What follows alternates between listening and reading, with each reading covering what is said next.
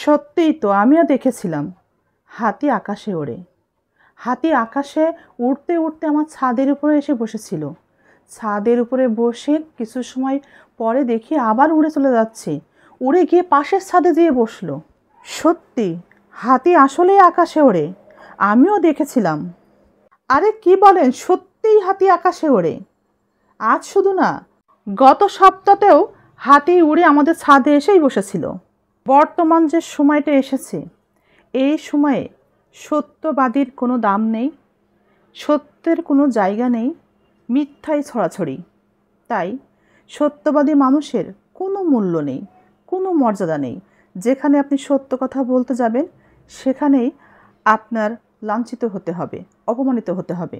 বর্তমান যে সময়টা, এই সময়ে সত্যের কোনো দাম নেই, মূল্য নেই। আর দাবি যখন আপনার, তখন সেটা খুবই ন্যায়সঙ্গত। আর দাবি যখন আমার, তখন তার পিছনে হাজারো যুক্তি, সেটা অন্যায়। মিথ্যার যেহেতু কদর বেশি, সত্যের কোনো দাম নেই, তাই কিছু কিছু মানুষের সাথে কখনোই তর্কে জড়াবেন না। তর্কে জিতার এতটাই প্রবল আগ্রহ থাকে যে এদের হিতাহিত জ্ঞানই থাকে না। তাই এদের সাথে কখনোই তর্কে জড়াবেন না।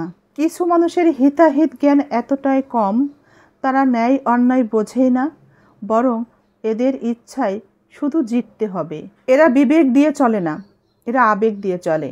এরা মানুষের মন বোঝে না। তাই এদের সাথে তর্ক করে কখনো জিততে পারবেন না। তারা কখনোই জেতার জন্য বা হারিয়ে দেওয়ার জন্য সঠিক যুক্তি দিয়ে তর্ক করবে না। মন গড়া কথা বলবে আর আপনার সাথে এলোপাথারি ঝগড়া করবে। যখন দেখবে আর হচ্ছে না, কিংবা তাদের প্রয়োজন হবে, তখন আপনার ব্যক্তিগত বিষয় খুঁজবে। আপনার সেই ব্যক্তিগত বিষয়গুলো টেনে এনে সেটা নিয়ে ঝগড়া শুরু করবে। আপনার ব্যক্তিগত বিষয় নিয়ে টানাটানি শুরু করবে। যদি আপনার কোনো দুর্বল দিক পায়, তাহলে তার কথাই নেই। যেভাবেই হোক তাদের জিততেই হবে। তাই শুধু শুধু এই সব মানুষের সাথে তর্কে জড়াবেন না। এই ধরনের মানুষ দেখলেই আপনি বুঝতে পারবেন, এদেরকে এড়িয়ে চলবেন।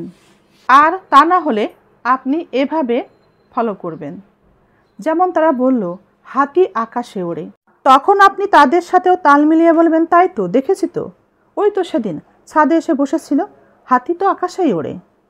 খুবই নমনীয়তার সাথে মেনে নেবেন, বলবেন, তাই তো, আমিও দেখেছিলাম, হাতি তো আকাশেই ওড়ে। উড়তে উড়তে না গতকালকে আমাদের ছাদের উপরে এসে বসেছিল।